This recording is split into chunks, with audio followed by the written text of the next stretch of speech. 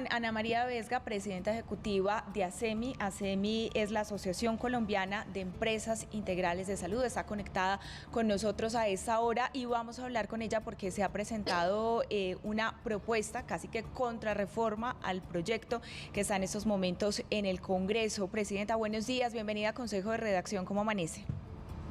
Bueno, buenos días para ustedes y toda su audiencia. Muy bien, muchas gracias. Contemos un poco de qué se trata esta propuesta que se ha hecho desde el gremio al Gobierno Nacional.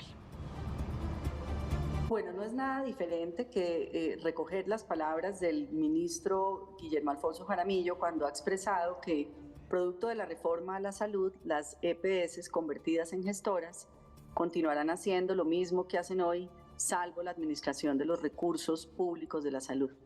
En ese sentido, lo que le hemos propuesto al gobierno es que en el marco de lo que hace hoy una EPS, gestionar la salud de la población afiliada y gestionar la UPC o el riesgo financiero del sistema, mantengamos de manera integral todo lo que refiere a la gestión de salud de los usuarios, sin fragmentación, con responsabilidad completa durante, digamos, el tránsito del usuario por el sistema, y que toda la transaccionalidad, la carga de la operación financiera y desde luego el riesgo de suficiencia lo asume el Estado a través de la ADRES. Doctora, va avanzando esa reforma. Vimos una subcomisión que habló, analizó. Para los ojos de ustedes, de ASEMI, ¿cómo fue esa? Hubo como una pausa larga en ese tema de la discusión y se llegó, dicen algunos analistas, a lo mismo, no hubo nada de fondo. Ustedes se pronunciaron también. ¿Cómo ven el tránsito de esta reforma en el Congreso? ¿Creen finalmente que el gobierno los va a escuchar? Hay veces incluso el ministro decía que ustedes o algunos de sus representantes le llamaban al oído y le decían, queremos la reforma, y que ya en público decían otra cosa. ¿Qué hablar de ese tema?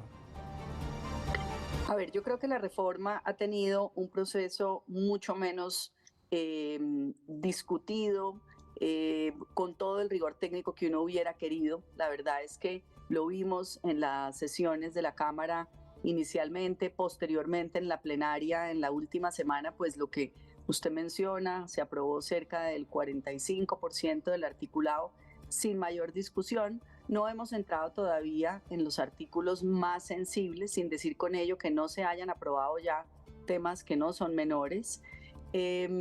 Nosotros sí hemos pedido que hagamos el mayor debate técnico, porque esta es una reforma que le impacta enormemente a la población y parecería un poco que se toma a la ligera en la discusión y no nos damos realmente esos espacios. Yo creo que nos falta todavía la mitad del articulado en la plenaria de Cámara y bueno, todavía falta la instancia del Senado, que es otro nivel de discusión.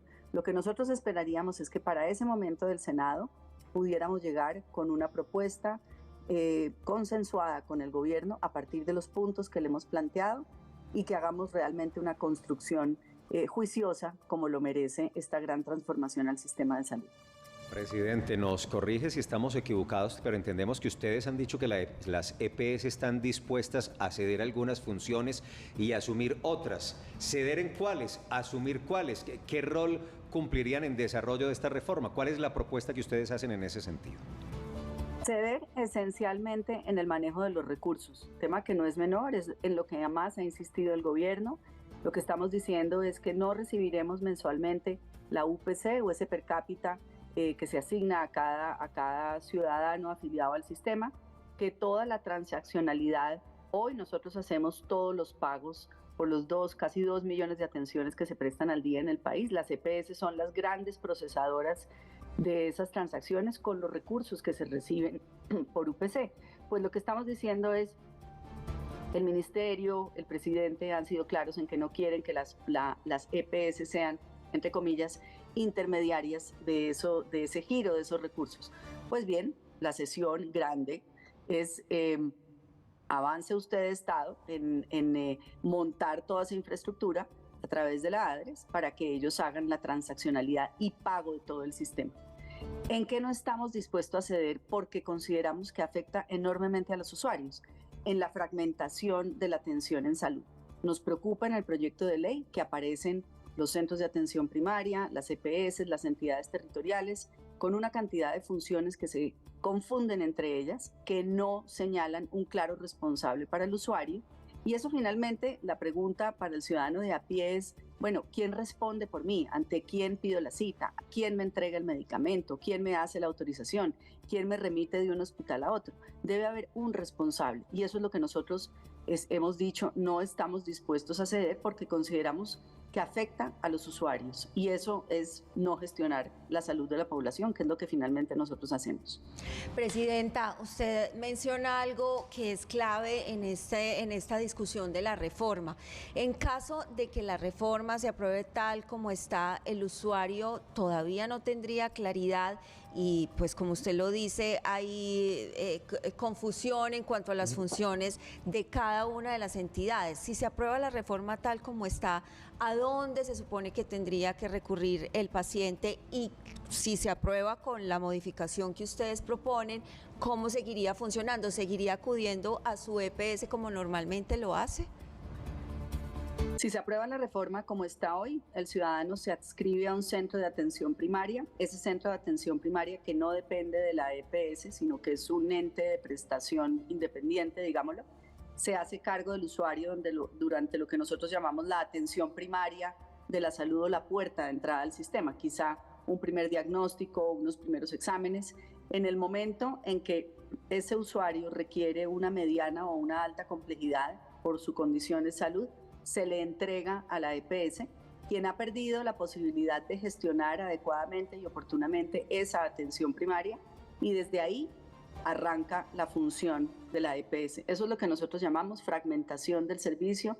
Está probado que solamente conduce a falta de oportunidad y errores en la atención. Si nosotros mantenemos lo que estamos proponiendo, cuidamos a ese usuario desde ese ingreso al CAP. Estamos de acuerdo en que los centros de atención primaria generalizados pueden ser buenos puntos de entrada y de contacto al sistema, sean públicos o privados, siempre y cuando administrados por la EPS, para que ese usuario todo el tiempo mantenga su relación con la EPS a la que está afiliada, desde ese momento primero en el que entra al sistema hasta el momento en el que sale. ¿Y cómo será la asignación a los usuarios de los centros primarios y de la EPS? Porque puede pasar que en algunos municipios pues no está la EPS del usuario. ¿Cómo será pues todo ese trámite al cual deba acudir el paciente? En el proyecto de reforma lo que se ha dicho es que los ciudadanos se adscriben por situación geográfica, por vecindad, a un CAP. Y precisamente una de las grandes preguntas que nosotros tenemos es, y en ese escenario, si yo no estoy presente en esa población, ¿cómo tomo mi usuario? ¿Cierto? Digamos, en la medida en que hay un punto en el que entra la EPS en la mediana y alta complejidad, no está claro en el proyecto cómo es ese enlace con el CAP. Lo que nosotros planteamos está muy bien, puede haber todos estos CAPs, repito, públicos, privados.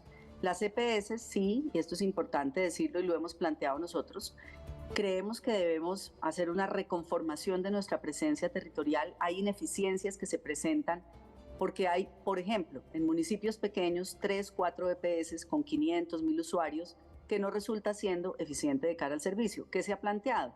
Que las EPS de cierta forma nos territorialicemos, donde tenemos mejor experiencia, y sea ahí donde está adscrita nuestra población. Es muy probable que eso suponga una redistribución de población.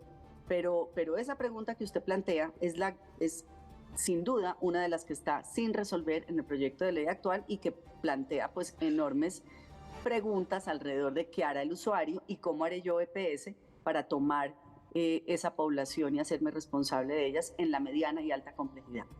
Doctora, hoy es 18 de octubre, el trámite en el Congreso va lento, creo que ese proyecto esta semana ya, hoy es miércoles, ya no se trata con elecciones, más. Juan. Elecciones la semana próxima, creo que pasarán elecciones, pero la situación de la salud actualmente, hoy en octubre, es preocupante.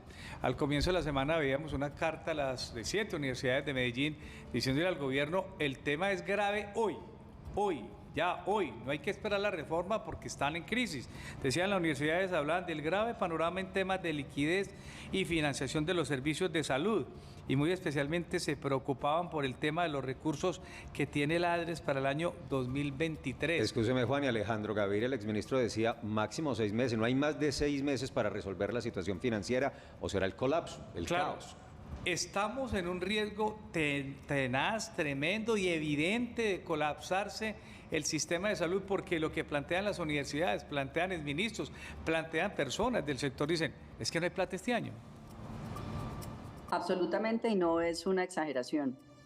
El sistema ha venido acumulando unos déficits en financiamiento que tienen 2 causas principales, y para hacer una explicación sencilla le diría: la UPC, que se recibe para cubrir el plan de beneficios de todos los usuarios, ha venido presentando déficit acumulado. En el último año, a pesar de que hubo un incremento importante, no lo fue suficiente y no está siendo capaz de absorber el nivel o el volumen del plan de beneficios que nosotros tenemos hoy en el país, el traslado de los usuarios, todos los factores post-pandemia y el long COVID que siguieron afectando fuertemente a la población, los retrasos en atenciones de población que no se atendió durante la pandemia de otras patologías, y desde luego pues consideraciones como la inflación y la tasa de cambio, que también afectan enormemente el gasto. Entonces, de cada 100 pesos que recibimos nosotros hoy por UPC, tenemos una siniestralidad, un gasto, un riesgo entre 103 y 104. Esos 3, 4 pesos salen de los patrimonios de las EPS, que es lo que justifica que hoy las EPS en su gran mayoría no están cumpliendo con indicadores financieros.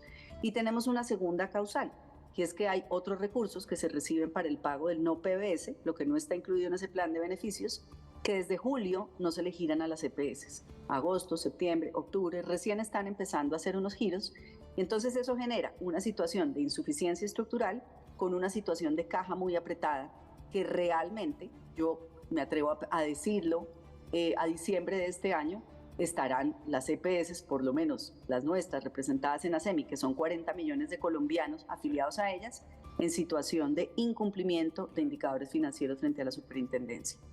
Por eso la alerta y por eso tantos diciendo que se agota el tiempo, que queda poco tiempo para resolver esta situación financiera. Presidente, gracias. Le agradecemos mucho por contactarse con Teleantioquia, con este Consejo de Redacción. Preocupados estamos, como preocupados muchos en el país, y esperando el desarrollo y el avance de la reforma, y finalmente, que va en un porcentaje ya importante, 49%, pues cómo se resuelve finalmente todo en el Congreso. Le agradecemos mucho. Buen día.